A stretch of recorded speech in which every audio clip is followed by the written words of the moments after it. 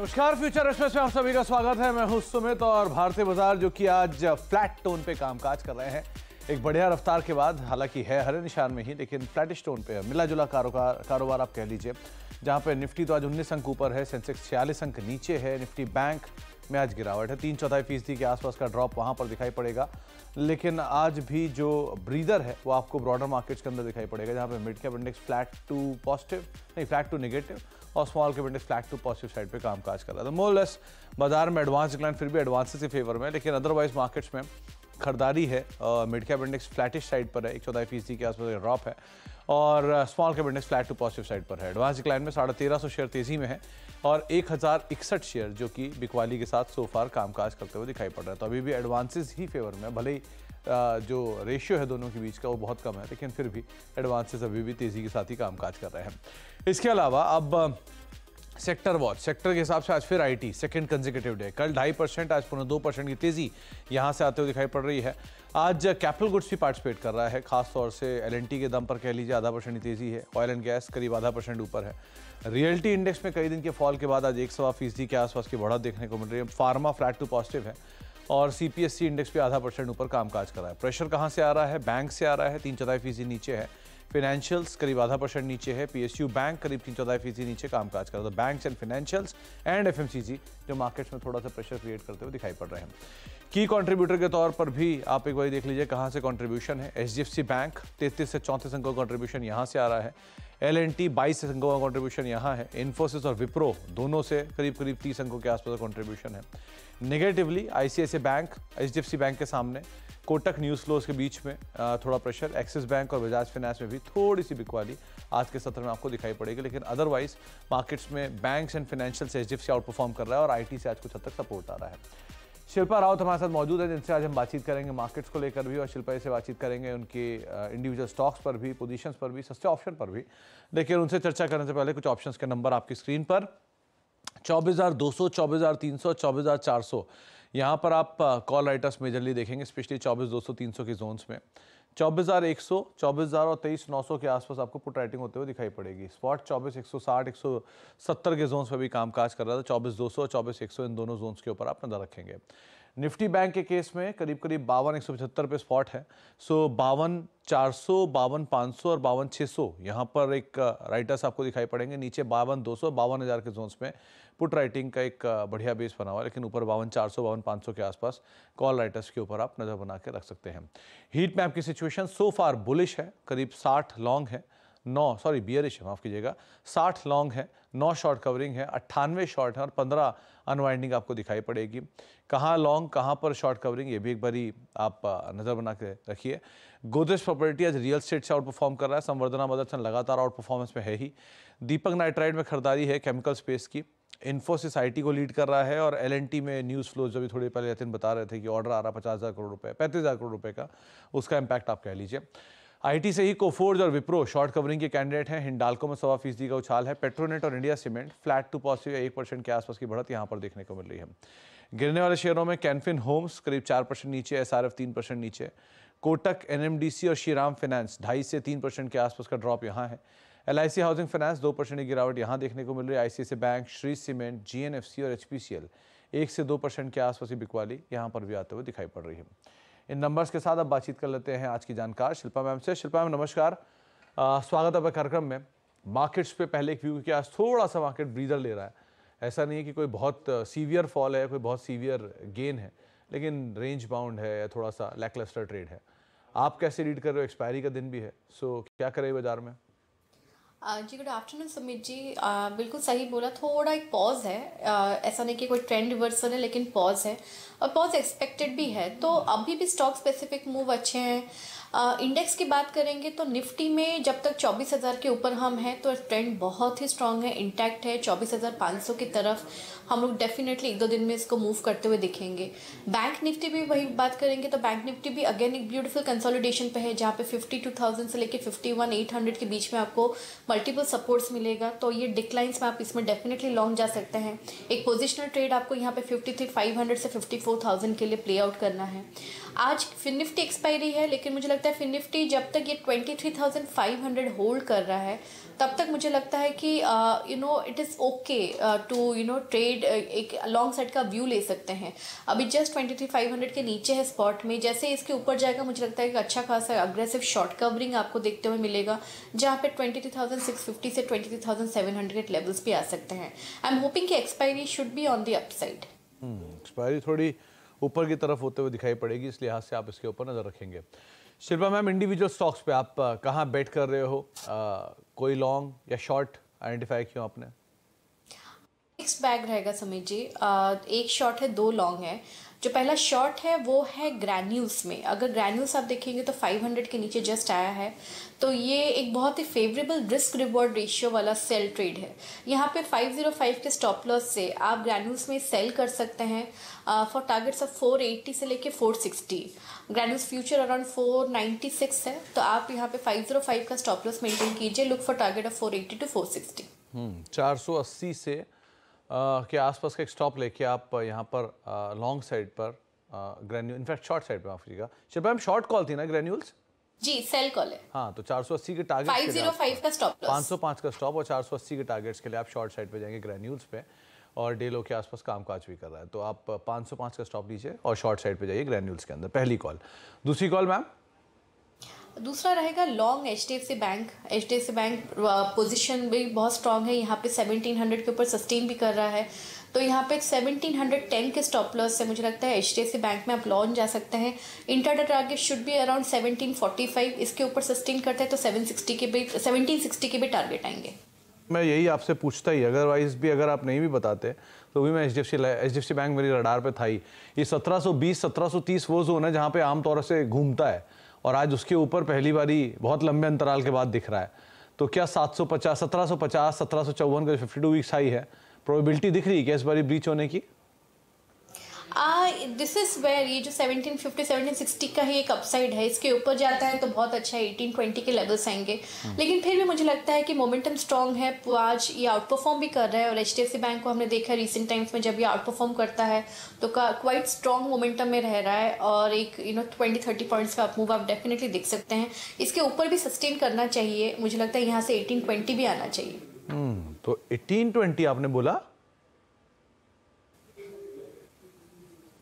Positionally of course. Okay 1745 1750 इसका 52 weeks high है, अगर ये ब्रीच करता है तो 1820 पोजिशनली आता हुआ दिखाई पड़ेगा, लेकिन हाँ 1710 का स्टॉप लेके आप HDFC बैंक पर नजर रख सकते हैं।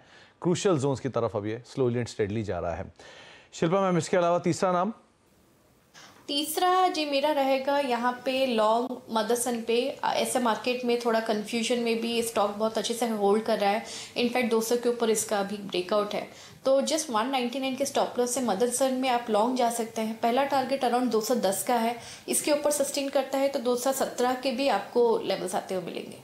तो 217 के जोन्स आते हुए दिखाई पड़ सकते हैं मदरसन पे, आप अदरवाइज नज़र रखेंगे, लेकिन स्टॉप लॉस बहुत ही करीब यानी 199 के आसपास का एक स्टॉप लॉस लेके आप लॉन्ग साइड पे जाएंगे और 217 के टारगेट्स के लिए इसको देख सकते हैं। तो तीन नाम, एक शॉर्ट कॉल फार्मा स्पेस से, बाकी लॉन्ग कॉल में HDFC बैंक, हैवी वेट और संवर्धना मदरसन, जिसके ऊपर आप लॉन्ग साइड पोजीशंस को अपनी बना के रख सकते हैं।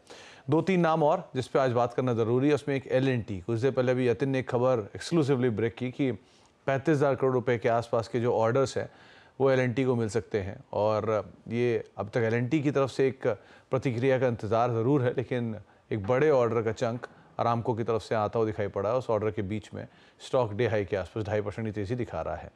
तो शिल्पा मैम, क्या करना चाहिए लार्सन एंड टूब्रो में? डे हाई के आसपास है जी डेफिनेटली पॉजिटिव है। 3680 3700 इसके नेक्स्ट टारगेट्स होने चाहिए। यहाँ पे अगर आपको थोड़ा एक डिप में मिले 40-50 पॉइंट्स का तो भी आप इसमें बाय कर सकते हैं। मुझे लगता है यहाँ से अपसाइड टुवर्ड्स 3800 भी आपको एक पोजिशनल टारगेट की तरफ मिलेगा।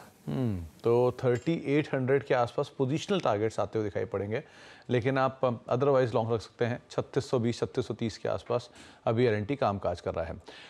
अदानी पोर्ट के Q1 के नंबर्स आए हैं। Q1 का जो सेल्स का अपडेट आया है, Q1 की कार्गो वॉल्यूम 7.5% बढ़ के 109 मिलियन मीट्रिक टन MMT के आसपास आया है। YOY बेसिस पे एक नंबर आप देख रहे हैं।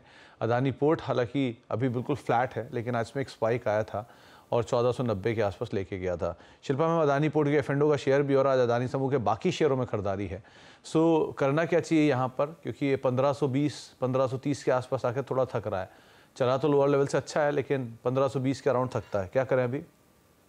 जी बिल्कुल यही रेंज है 1380 से लेके 1520 1530 के लेवल्स में। अभी ये मिडवे है, तो यहाँ पे मैं फ्रेश बाइंग के लिए रेकमेंड नहीं करूँगी। किसी के पास है तो आप इसको 1440 तक ट्रेल कर दीजिए स्टॉप लॉस को, या फिर अगर किसी को फ्रेश लेना है तो थोड़ा वेट कीजिए, इसको 1500 1520 के ऊपर सस्टेन करने दीजिए, तो ही इसमें फ्रेश लॉन्ग लेंगे। शिल्पा मैम, एक हिंडाल्को और देखिए, इसने आउट परफॉर्मेंस इसमें आ रही है कंपेरेटिवली मेटल के। ये आज आउट परफॉर्म कर रहा है, 700 750 703 के आसपास का हाई है और उसी पे ही अभी कामकाज भी कर रहा है। क्या करना चाहिए हिंडाल्को में? मतलब बाकी सेक्टर के कंपैरिजन में भी इसने बढ़िया आउट परफॉर्मेंस दी है हाल फिलहाल में, अभी इसमें क्या करें? जी मेटल्स अगर आप देखेंगे थोड़ा मिक्स बैग है। NALCO Hindalco on the upside है, लेकिन बाकी सब में थोड़ा सेलिंग प्रेशर है, क्योंकि लेकिन इसमें ये आउट परफॉर्म कर रहा है, तो मुझे लगता है यहाँ पे एक छोटा सा रिस्क ले सकते हैं आप। 690 के स्टॉप लॉस से हिंडाल्को में आप लॉन्ग अटेम्प्ट ले सकते हैं। लुक फॉर टारगेट्स ऑफ 740, यहाँ से 740 शुड कम नेक्स्ट। एक रिलायंस इंडस्ट्रीज, इसको और देखिए 3128 3129 के जोन्स में भी कामकाज कर रहा है। स्पॉट में 3150 के आसपास के आज इंट्राडे हाइज हैं। मार्केट में जो नेक्स्ट लैग ऑफ मूव है उसमें आईटी सो फार लीड कर रहा है, लेकिन रिलायंस ऑब्वियसली का नेगेटिव कंट्रीब्यूशन नहीं है, तो अपने आप में एक पॉजिटिव कंट्रीब्यूशन है। सो आप कैसे रीड कर रहे हो रिलायंस को, क्या करना चाहिए? एक्चुअली समझिए रिलायंस को हमने लास्ट वीक ही रेकमेंड किया था, फ्रॉम 2970 के जोन से। यहाँ से कांस्टेंट रैली हमने 3100 तक का देखा है, तो यहाँ पे जो है ये एक अगेन ब्यूटीफुल कंसोलिडेशन है on the highest side of the range. यहाँ पे जितना ये टाइम थोड़ा स्पेंड भी करेगा एंड स्ट्रॉन्ग रहेगा, इट डजंट गो बिलो 3070। मुझे लगता है कि यहाँ पे बहुत स्ट्रेंथ है। ये आपको 3300 से लेके 3350 के लिए नेक्स्ट लेग में आपको मूव करते हुए दिखेगा। तो रिलायंस के केस में एक स्टैंडर्ड डिस्क्लेमर भी है कि जो चैनल आप देख रहे हैं इसका प्रभुत्व प्रबंधन रिलायंस इंडस्ट्रीज के पास है, तो किसी भी निवेश से पहले अपने वित्तीय सलाहकार की राय आप लोग जरूर ले लें।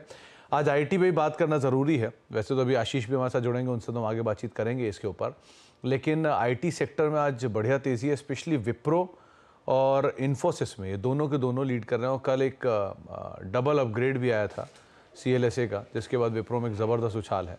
सो क्या पिक कर रहे हो आप इन्फोसिस और विप्रो में? आशीष, एक्चुअली इन्फोसिस को हमने रेकमेंड किया था एक आईटी बास्केट में फ्रॉम 1545 लेवल्स फॉर 1640 टारगेट, तो ये ऑलमोस्ट है। तो इन्फोसिस में नहीं करके आई वुड थिंक कि मुझे लगता है विप्रो में अगेन इसमें और भी स्कोप है। काफ़ी अंडर परफॉर्म किया हुआ है स्टॉक ने, तो 580 से लेके 600 के लिए आप इसमें एम ले सकते हैं। Keep a stop loss of 520। 520 का एक स्टॉप लेके आप लॉन्ग साइड पे विप्रो को अदरवाइज नजर रख सकते हैं। 1631 के जोन्स में इन्फी कामकाज कर रहा है, डे हाई के आसपास दोनों स्टॉक सो फार ट्रेड कर रहे हैं। इस पर आगे भी और बातचीत करेंगे, विप्रो पर भी, इन्फोसिस पे भी और तमाम आईटी सेक्टर पर भी। आशीष हमारे साथ ब्रेक के उस पार मौजूद होंगे, उनसे हम चर्चा करेंगे और साथ ही साथ एक सस्ता ऑप्शन भी हम आइडेंटिफाई करवाते हैं छोटे से ब्रेक के उस तरफ। ब्रेक के बाद बातचीत करते हैं। मार्केट्स बिल्कुल फ्लैट है, करीब 5 अंकों की गिरावट है। निफ्टी में सेंसेक्स 60 अंक ऊपर कामकाज कर रहा है और निफ्टी बैंक 400 450 अंकों के फॉल के साथ सो फार ट्रेड करता दिखाई पड़ रहा है। लेकिन आज का जो स्टार परफॉर्मर है वो है आईटी। आज पूरा का पूरा इनफैक्ट सेकंड कंसेक्यूटिव डे जबकि आईटी में एक बढ़िया तेजी देखने को मिल रही है। 600 अंकों की तेजी, 1.5% के आसपास का उछाल आईटी स्पेस में देखने को मिल रहा है। अब बातचीत कर लेते हैं इसके ऊपर आशीष से, और आशीष हमारे साथ मौजूद भी हैं। तो आशीष, पहली चीज तो 2 दिनों के अंदर ही 2 ब्रोकरेज हाउसेज या 3 बड़े ब्रोकरेज हाउसेज तरफ से यहाँ पर व्यूज आए स्पेस को लेकर। हो क्या रहा है यहाँ पर आखिर? कुछ ब्रोकरेजेस बुलिश हो रहे हैं, और ध्यान रखिएगा आपकी स्क्रीन पे एक प्लेट आई थी, वीक टिल डेट आईटी का आउट परफॉर्मेंस। जब निफ्टी 2/3% चला है, आईटी इंडेक्स 3.25% तक का उछाल दिखा रहा है। इस तरह से बाइंग अब इस पॉकेट में देखने को मिल रही है।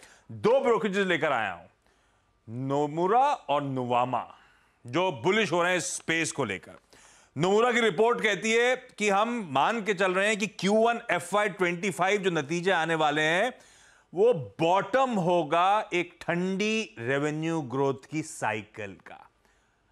वो कह रहे हैं कि यहां से वो एक्सपेक्ट कर रहे हैं कि डिस्क्रिशनरी डिमांड, यानी कि जिस पॉकेट को लेकर पेन था, उसमें एक स्ट्रॉन्ग रिकवरी जो है वो हो सकता है कुछ तिमाहियां दूर हो, पर यहां से वो पॉकेट डिस्क्रिशनरी डिमांड की डिटोरिएट होना नजर नहीं आता। ब्याज दरों में जो कटौती एंटिसिपेट कर रहे हैं सबके सब इस कैलेंडर ईयर के एंड में आते आते वो और डिमांड को बूस्ट करती हुई नजर आएगी। और जो सीईओज सीटीओज की डिसीजन मेकिंग थोड़ी सी ठंडी पड़ी हुई है, एक बार यूएस के इलेक्शंस पूरे हो जाएं उसके बाद यूएस कॉर्पोरेट्स की तरफ से वो डिमांड साइकिल में भी इंप्रूवमेंट देखने को मिलेगा। जनरेटिव एआई का एडॉप्शन अगले 12 से 18 महीने में और तूल पकड़ेगा इस देश में, और वो एक्सपेक्ट कर रहे हैं कि FY25 में लार्ज कैप्स की रेवेन्यू ग्रोथ 3% होगी, जो FY26 पे जाते जाते बढ़कर 7.25% होती हुई नजर आएगी। ये रीजंस हैं। नोमुरा इस आईटी एज अ स्पेस पे बुलिश है। एक प्लेट और दिखा देता हूं आपको कौन से स्टॉक्स को लेकर उन्होंने अपग्रेड करे हैं। वो इस समय विप्रो, इन्फोसिस, HCL टेक को लेकर बुलिश है। वैसे अपग्रेड पूरा सेक्टर, सारे दिग्गज स्टॉक्स उन्होंने करे हैं। ऐसे ही नुवामा की रिपोर्ट है जो पॉजिटिव साउंड करती है। वो कह रहे हैं रीसेंट अस्थिरता जो आई थी, वोलेटिलिटी आई थी, उसके बाद हम पॉजिटिव हैं। FY25 के एस्टिमेट्स एडिक्वेटली कट हो गए और यहां से अब फर्दर डाउनग्रेड्स आईटी सेक्टर में आपको देखने को नहीं मिलेंगे। इनफैक्ट वो कह रहे हैं FY24 से बेहतर होगा FY25, और ये भी मान रहे हैं वो अच्छा FY25 फाउंडेशन ले करेगा एक बेहतरीन FY26 के लिए। नुवामा भी ध्यान रखिएगा बुलिश है नोमुरा की तरह। वो कह रहे हैं हाईटेक और BFSI यहां से रिकवर करना शुरू करेंगे जल्द, और जिस तरह के स्ट्रॉन्ग डील फ्लोज आ रहे हैं वो हमारा भरोसा इस सेक्टर पे और बढ़ा रहे हैं। उनके बुलिश जिन स्टॉक्स को लेकर बुलिश हैं वो भी आपकी स्क्रीन पर रख दिया। शायद ये रीजन है कि आईटी में एक अच्छा आउट परफॉर्मेंस ऑफ लेट आता हुआ। लेकिन एक्चुअल में सिचुएशन क्या सब कुछ सही है जिस तरह की ब्रोकरेज हाउसेस व्यूज आ रहे हैं? क्या मान के चले सच में सब कुछ सुधर गया, सिचुएशन बेटर हो गई है? Anybody's guess. हम लोग बहुत टाइम से सुमित, आप लोग आपको याद होगा हम चर्चा करते रहे कि अच्छे दिन आने वाले हैं, अब तक आए नहीं है। ऐसा नहीं है कि सारी ब्रोकरेजेस एक ही ब्रश से पेंट कर रही हैं, बुलिश आउटलुक रख रही हैं, कुछ कॉशियस हैं। उनके थ्रू आपका आंसर देता हूं। जेफरीज कॉशियस है, ऐसा साउंड करता है। वो कहता है हमारे जो रीसेंट मैनेजमेंट इंटरेक्शंस हुए हैं, एक्सेंचर की जो अनचेंज डिमांड कमेंट्री आई थी वो सजेस्ट करती है आईटी बजट्स में अभी भी प्रेशर है। यहां से लिमिटेड अपसाइड दिखता है डिमांड के फ्रंट पे, और वो कह रहे हैं FY25 की गाइडेंस रेंज अनलाइकली है सब कंपनीज बदलेंगी, और उसके चलते अर्निंग्स कट शायद आपको इस सेक्टर में देखने को मिले। उन्होंने एक इंटरेस्टिंग बात करी। वो कहते हैं कि 5 साल का जो औसतन वैल्यूएशंस थे स्पेस के आईटी के, उससे 20% प्रीमियम पे इस समय भी आईटी सेक्टर चल रहा है, और निफ्टी के कंपैरिजन में तो 35% प्रीमियम पे स्पेस खड़ा हुआ है। इसलिए वो कॉशियस हैं। मोतीलाल ओसवाल भी ऐसे ही कॉशियस है, थोड़ा सा साउंड ऐसा कर रहे हैं। वो कह रहे हैं एक कमजोर Q4 से आप इस बार जब रिजल्ट्स आएंगे तो इंप्रूवमेंट जरूर देखते हुए नजर आएगा आपको, लेकिन अभी बहुत कम एविडेंस है रिकवरी का लेकर इस स्पेस में। 10 साल का सबसे वीकेस्ट Q1 हमारे सामने खड़ा हुआ है उनके कैलकुलेशन के लिहाज से, और वो कह रहे हैं हम इन नतीजों में डिस्क्रिशनरी स्पेंड्स के साइंस ऑफ रिकवरी पे खास तौर पे नजर रखेंगे। कोई भी डिसअपॉइंटमेंट Q1 में आया तो तस्वीर बिगड़ जाएगी, Q2 भी चैलेंजिंग हो जाएगा इस पूरे सेक्टर के लिए। तो आईटी सेक्टर का पूरा लेखा जोखा आप जो है आशीष से सुन रहे थे। शिल्पा मैम, 2 शेयरों पर तो हम पहले बातचीत कर ही चुके हैं इस सेक्टर की, दोनों दिग्गज। अब कुछ और नामों में L&T, इन्फोटेक, माइंडट्री, TCS ये भी चल रहे हैं। Mid cap IT, Birla soft, persistent, कल ये भी बढ़िया चले। आप क्या रीड कर रहे हो मिड कैप आईटी या फ्रंटलाइन के इन सिलेक्टिव नामों में? जी, अगर HCL टेक की बात करेंगे कि जैसे मैंने बोला कि आईटी बास्केट में हमने रेकमेंड किया हुआ है, तो HCL टेक का भी टारगेट 1 हो गया जहाँ जो 1485 के अराउंड था फ्यूचर्स में। तो यहाँ पे लेकिन फिर भी जो स्ट्रेंथ है और कंपैरेटिवली काफ़ी अंडर परफॉर्मेंस HCL टेक में है, तो मुझे लगता है इसमें और भी स्कोप है फॉर 1540 से लेकर 1560 के लेवल्स के लिए। वहीं पे मिड कैप की बात करेंगे तो कोफोर्ज में हम लोग एक रोबस्ट एक स्ट्रेंथ देख रहे हैं। इसको भी हमने रेकमेंड किया था 5300 पे, ये ऑलमोस्ट सारे टारगेट सेट कर चुका है। लेकिन अभी भी यहाँ पे मुझे लगता है कि जिस तरह से मोमेंटम है तो ये 5850 से लेके 6000 के लेवल्स के लिए भी अप्रोच करेगा। तो रश करके बाय नहीं करना है, ऑन डिक्लाइंस भी आपको मिले तो भी आप इसमें डेफिनेटली पार्टिसिपेट कर सकते हैं। तो आप कोई गिरावट में मिले तो वहां पे खरीदारी करें, लेकिन हाँ रश करके भी खरीदारी आप नहीं कर सकते हैं। शिल्पा मैम, सस्ता ऑप्शन वो क्या चुना आपने? सस्ता ऑप्शन यहाँ पे सुमित जी मेरा रहेगा थोड़ा कॉन्ट्रा व्यू। सस्ता ऑप्शन मुझे बजाज फाइनेंस अच्छा लग रहा है। बजाज फाइनेंस अगर आप देखेंगे तो जुलाई सीरीज के लिए भी मैं बहुत पॉजिटिव हूँ, क्योंकि रिस्क रिवॉर्ड बहुत फेवरेबल है। यहाँ पे 7000 पे पुट राइटर्स बहुत स्ट्रांग है और टूवर्ड्स 70-800 से लेके 8,000 के भी अगर आप देखेंगे तो कॉल राइटर्स वहाँ पे भी बहुत अग्रेसिवली एक्टिव है। तो यहाँ पे रिस्क रिवॉर्ड बहुत फेवरेबल है। तो 7200 का कॉल ऑप्शन जो रफली अभी 200-203 के बीच में ट्रेड कर रहा है, आप इसमें पार्टिसिपेट कीजिए। स्टॉप लॉस थोड़ा स्टीप रहेगा 100 रुपये का यहाँ पे, लेकिन मुझे लगता है कि टारगेट्स ऑफ 400 से लेके मे बी 500-600 भी पोजिशनल मिल सकते हैं। एक सस्ता ऑप्शन आप इसमें पहला टारगेट टुवर्ड्स 350 मेंटेन कर सकते हैं एंड उसके बाद आप ट्रेल कर सकते हैं। फैक्ट एक स्लीपिंग जाइंट जिसे आप कह लीजिए, बहुत समय से चला नहीं है। अगर ये चलना शुरू हुआ तो मार्केट को शायद अगली लैग ऑफ ग्रोथ या अगली लैग ऑफ तेज़ी जो है उसमें बजाज फाइनेंस, ITC, SBI 3 ऐसे नाम है जो अब तक नहीं चले हैं, तो उनके ऊपर आप ध्यान रखिएगा। लेकिन बजाज फाइनेंस में 7200 की जो जुलाई की कॉल थी 207-208 के आसपास चल रही है। 350 और 400 के टारगेट्स के लिए इसको आप देखेंगे और करीब 100 रुपये का एक स्टॉप लॉस यहाँ पर मेंटेन करके चल सकते हैं। बहुत बहुत शुक्रिया शिल्पा में हमारे साथ आज मौजूद रहने के लिए और बातचीत करने के लिए, मार्केट्स के ऊपर, सभी शेयरों के ऊपर, सेक्टर्स के ऊपर अपना आउटलुक देने के लिए। ब्रेक का वक्त हो गया, ब्रेक के बाद लौटेंगे और बातचीत करेंगे आशीष आपके साथ सास बहू सेंसेक्स में। नमस्कार।